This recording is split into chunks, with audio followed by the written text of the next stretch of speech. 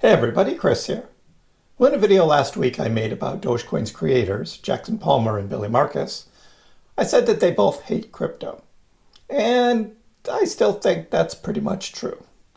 What's happening now, though, is Jackson Palmer, with his reemergence, with his Griftonomics podcast, he's getting a lot of interest because people want to talk to him, because he's kind of been under the radar for a few years. And well, there was an interview, I'll show you that. What he said was pretty much kind of going along with what he's been tweeting for the past week or so, that Elon Musk is a grifter. He won't stand down from that, which he had originally tweeted a year ago. And now Elon Musk has fought back. So looking at it all right now, I'm just wondering, first of all, why can't we all just get along? I mean, why does it have to be so negative and so harsh? I can understand Elon Musk defending himself because someone comes out and is making statements like that. He's going to want to, state his case as well. But I think the way they're kind of going about it and doing it, it's almost childish. But with Dogecoin, I mean, that's what you want to know, right? What does this have to do with Dogecoin? Is this hurting Dogecoin? Well, it's certainly not helping, that's for sure. With Jackson and Billy being Dogecoin's creators, both having left Dogecoin many years ago, Dogecoin is now in the hands of the developers. The devs continue to work on it because they believe in the coin.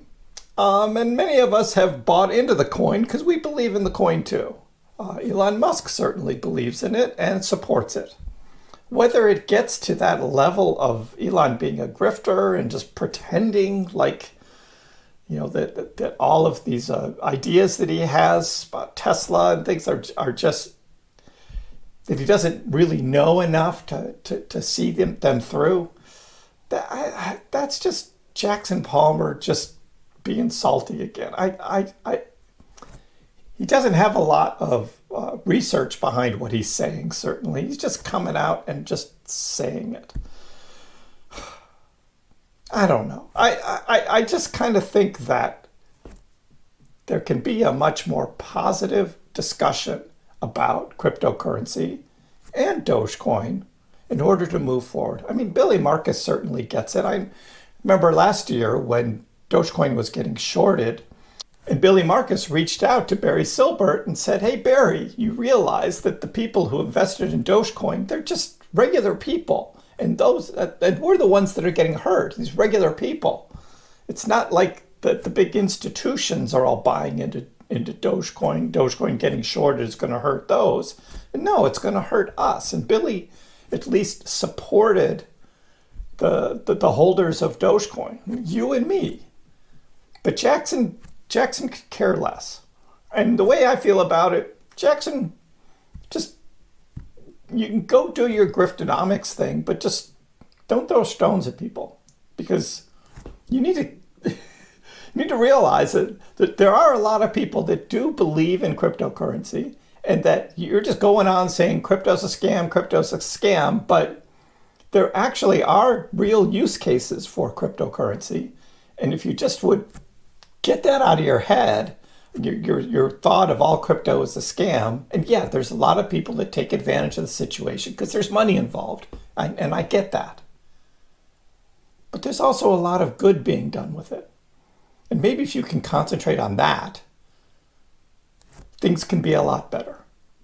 Billy gets it. I mean, he's just making fun of the whole situation, but he also supports it. And he also knows that there's a lot of people that support it as well.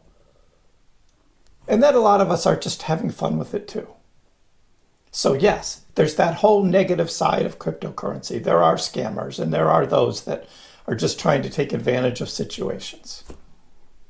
That's with any financial institution though. It's not just cryptocurrency. It's all fiat money. It's all the banks. It's everything.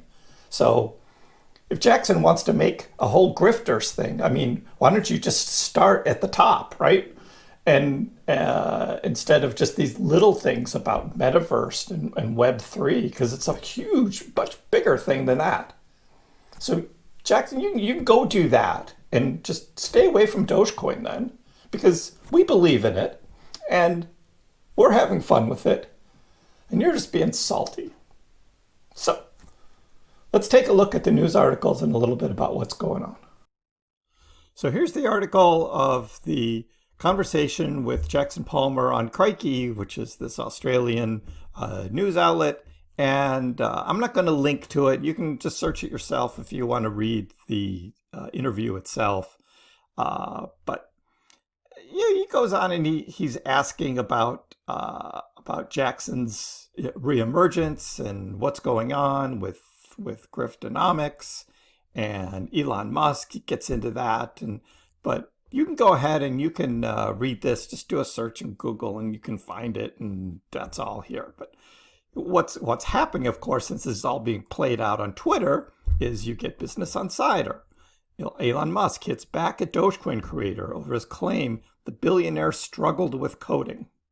My kids wrote better code when they were 12, Elon says. So that's one of Elon's things on Twitter, was just like lashing back at Jackson Palmer, who back in 2018, he did this Python script to help fight against some of the scammers on Twitter. And even Jackson admits that, 4 years later, here we are, and all that scamming is that much more sophisticated, and this code probably wouldn't even work now because they've become more sophisticated. But Elon will be Elon, right? And he's gonna tweet back at what at what he thinks, and there's also this discussion about the code of Dogecoin itself, and that Elon had tweeted that Jackson didn't write any code for Dogecoin. He just came up with the idea. And Billy Markus, Shibatoshi Nakamoto here, agreed that the people after us did exponentially more than either Jackson or I did on the code base. I think I wrote like 20 lines of code and copied the rest. So Billy gives thanks to the Bitcoin devs, right? And who wrote Bitcoin code, because most of Dogecoin is actually the Bitcoin core. And I talked about this with Billy Markus last year when I interviewed Billy, and Billy admitted, that there was this whole thing, there was the Litecoin, and then there was the fork, the Lucky Coin, and then Billy had made a cryptocurrency called Bells, which was based on Animal Crossing, and that Dogecoin was actually more Bells, kind of remade for the Doge meme, and that's his 20 lines of code, was really adjusting that. And Elon was like, Billy's sense of humor and irreverence is a big part of why people love Dogecoin. So that's positive on Elon's support of Billy Markus and Dogecoin, I think. So I think that certainly sounds okay. I mean, here's people. Elon Musk responds to Dogecoin co-creator calling him a grifter who's good at pretending. And then Elon tweeted back that Jackson Palmer is a tool. Well, that's not great, right? It's just like, come on. It's... these guys need to just relax a little bit. But I get Elon like kind of supporting himself and doesn't like someone coming out calling him names. So I get that, but I go back to like, let's keep Dogecoin with its sense of humor, and I think that will probably help Dogecoin much more. So after all this, what does it mean for Dogecoin? Well, Dogecoin is still just trading fine. I mean, certainly, like I said, this doesn't really help all this squabbling between the Dogecoin creators and Elon Musk. It doesn't help. And certainly, as Elon Musk has been supporting Dogecoin, not only do we not want to lose that support, but would hate for Elon Musk to turn on it. And I don't think he will. I think he does get it, and he sees how it can be useful to a large group of people. I think that's a lot of why we're here as well, and we're supporting Dogecoin and its continued evolvement as a currency for the unbanked to do international transactions without having the banks involved and all those fees and everything. It's just a simple wallet-to-wallet transaction for a good or service. That's it. Dogecoin can do that. So despite Jackson and even Billy sometimes and kind of his sense of humor about Dogecoin and crypto can sometimes be misinterpreted as being negative, I don't think Billy really cares. I think he's just kind of having fun having this big platform on Twitter and making the best of it as he can.